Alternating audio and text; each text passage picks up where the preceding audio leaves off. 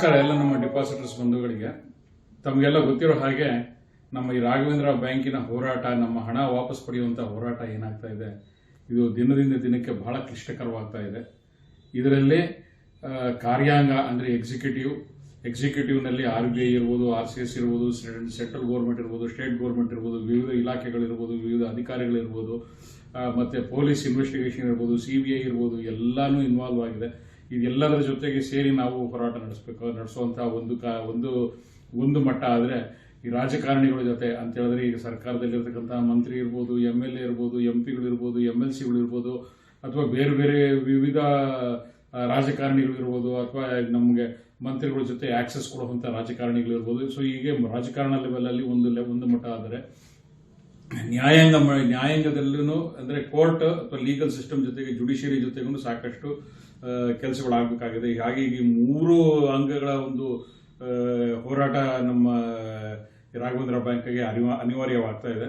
So ಇದೆಲ್ಲ ಆಗಬೇಕು ಅಂತ ಹೇಳಿದ್ರೆ ನಮಗೆ ಸಾಕಷ್ಟು ಹಣದ ಸಹಾಯ ಬೇಕಾಗುತ್ತೆ, ಹಣದ ಒಂದು ಅವಶ್ಯಕತೆ ಇದೆ. ಆದರೆ ಈಗ ನಾವೆಲ್ಲ ಆಲ್ರೆಡಿ ವಿಕ್ಟಿಮ್ಸ್, ನಾವೀಗ ಆಲ್ರೆಡಿ ಎಲ್ಲ ಸಂತ್ರಸ್ತರಾಗಿದ್ದೀವಿ, ಹಣ ಕಳ್ಕೊಂಡಿದ್ದೀವಿ.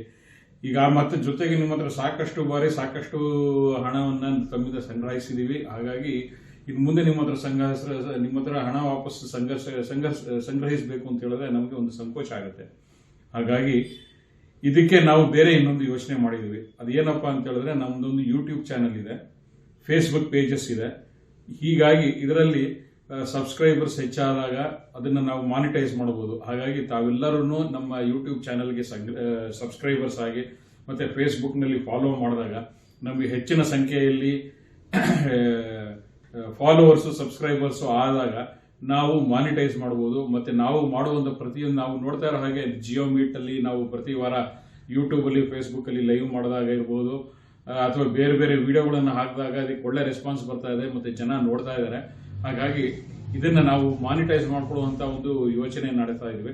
ಹಾಗಾಗಿ ನಮ್ಮ ಡಿಪಾಸಿಟರ್ಸ್ಗಳು ಎಲ್ಲರನ್ನೂ ಕಂಪಲ್ಸರಿ YouTube ಚಾನೆಲ್ಗೆ ಸಬ್ಸ್ಕ್ರೈಬ್ ಆಗಬೇಕು. ಈಗ ಆಲ್ರೆಡಿ 900 ಜನ ನಮ್ಮ ಸಬ್ಸ್ಕ್ರೈಬರ್ಸ್ ಇದ್ದಾರೆ. ಇನ್ನೊಂದು 100-150 ಜನ ಸಬ್ಸ್ಕ್ರೈಬರ್ಸ್ ಆಯ್ತು ಅಂದ್ರೆ ನಾವು ಮಾನಿಟೈಸ್ ಮಾಡಬಹುದು.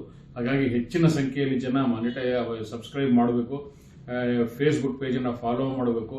ಹೀಗಾದಾಗ ನಮಗೆ ಈ ಅಡ್ವರ್ಟೈಸ್ಮೆಂಟ್ ಇನ್ಕಮ್ ಆ ರೀತಿ ಮಾನಿಟೈಸ್ ಮಾಡ್ಕೊಂಡಾಗ ನಮಗೆ ನಾವು ಹೋರಾಟಕ್ಕೆ ಎಷ್ಟು ಹಣ ಸಹಾಯ ಬೇಕು ಅಷ್ಟು ಹಣ ಸಹಾಯ ನಾವೇನೇ ಸಂಪಾದನೆ ಮಾಡಿಕೊಂಡು ಅದನ್ನ ಖರ್ಚು ಮಾಡುವಂತಹ ಒಂದು ವ್ಯವಸ್ಥೆ ನಮಗೆ ಬರುತ್ತೆ. ಹಾಗಾಗಿ ನಮ್ಮ YouTube ಚಾನೆಲ್ ಆದ ಸಹಕಾರ ಸಮಾಚಾರವನ್ನ ತಾವೆಲ್ಲರೂ ಕಂಪಲ್ಸರಿ ಸಬ್ಸ್ಕ್ರೈಬ್ ಮಾಡಿ. ಇದು ಒಂದು. ಮತ್ತೆ ನಮ್ಮ ಫೇಸ್ಬುಕ್, ನಮ್ಮ ವೇದಿಕೆಯ ಫೇಸ್ಬುಕ್ ಪೇಜ್ ಏನಿದೆ ಆ ಫೇಸ್ಬುಕ್ ಪೇಜ್ ಅನ್ನ ಫಾಲೋ ಮಾಡಿ. ಎರಡೂ ಕಡೆ ನಮಗೆ ಸಾಕಷ್ಟು ಜನ ಫಾಲೋವರ್ಸು ಮತ್ತೆ ಸಬ್ಸ್ಕ್ರೈಬರ್ಸ್ ಸಿಕ್ಕಿದಾಗ ನಮಗೆ ಮಾನಿಟೈಸ್ ಆಗುತ್ತೆ. ಮಾನಿಟೈಸ್ ಆಗೋದ್ರಿಂದ ನಮ್ಗೆ ಹಣ ಸಿಗುತ್ತೆ. ನಮ್ಮ ಹಣ ಸಿಗೋದ್ರಿಂದ ನಮ್ಮ ಒಂದು ಹೋರಾಟಕ್ಕೆ ಒಂದು ಶಕ್ತಿ ಸಿಗುತ್ತೆ, ಮತ್ತೆ ಆರ್ಥಿಕ ನೆರವು ಸಿಗುತ್ತೆ.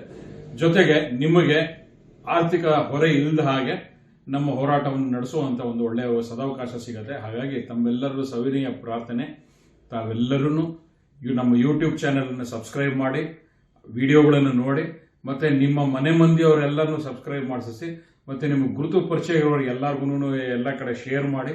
ಈ ಹೆಚ್ಚಿನ ಸಂಖ್ಯೆಯಲ್ಲಿ YouTube ಚಾನೆಲ್ ಸಬ್ಸ್ಕ್ರೈಬರ್ಸ್ ಆಗೋ ರೀತಿಯಲ್ಲಿ ನೋಡಿಕೊಂಡ್ರೆ ನಮ್ಮ ಹೋರಾಟಕ್ಕೂ ಒಂದು ಶಕ್ತಿ ಸಿಗುತ್ತೆ, ಮತ್ತೆ ಅದಕ್ಕೆ ಬೇಕಾಗಿರ್ತಕ್ಕಂಥ ಆರ್ಥಿಕ ಹಣ ಸಂಗ್ರಹಣೆಯೂ ನಮಗೆ ಅನುಕೂಲ ಆಗುತ್ತೆ. ಧನ್ಯವಾದಗಳು.